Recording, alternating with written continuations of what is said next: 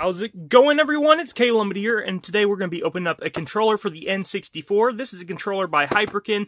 I like Hyperkin a lot. They made the Retron 5 that I use, and it works great. I like their controllers. I've used their Super Nintendo controllers. I've used their regular NES controllers that they've made, and I decided to pick up this N64 controller.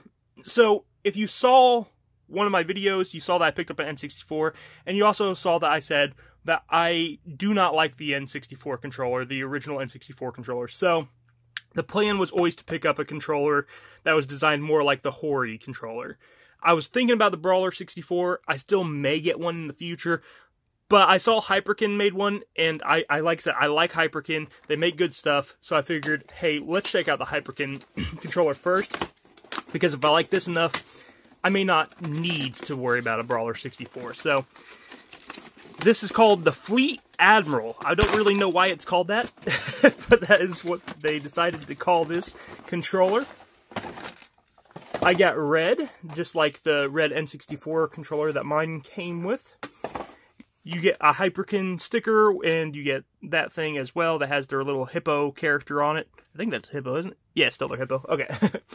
And let's see what this controller looks like. I do like the look of the controller. And let me tell you, this feels so much better than the N64 controller. It's just so much nicer.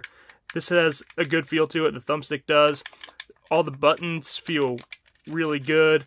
And honestly, it feels very high quality. It does. And interesting enough, these are more like triggers than buttons. That's probably the only thing I'm not super crazy about when it comes to like my first impressions of this controller. Now, I can grab my N64 controller here. This is a third-party one that it came with, and you can see the difference between what it's designed obviously after the original N64 controller, but you can see the difference here. I mean, this is such a better form factor. Here's the, I guess they made it like a trigger because this one's like a trigger, so that's why it kind of has that, you know, the way it bends down like that. It basically has two Z buttons, because obviously the original N64 controller only had the one. And we can take a memory card out here, and we'll throw it in the back of this and see how that fits in there. Oh, it fits in there pretty well. Oh, there we go, locks in. Alright, cool. I mean, I like the way it feels. I think it looks pretty cool, too. It's got a very nice, dark, clear red to it.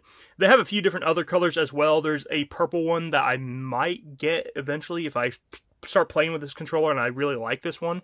So, we'll see. But overall, my first impressions of this controller, I really like the way it feels. I like the way it looks. I like the shape of it. Like, holding it feels pretty comfortable. The only thing I'm not crazy about is those triggers. But we'll see if I can get used to them. But overall, I think that this is going to be a great alternative, especially for first-person shooters on the N64.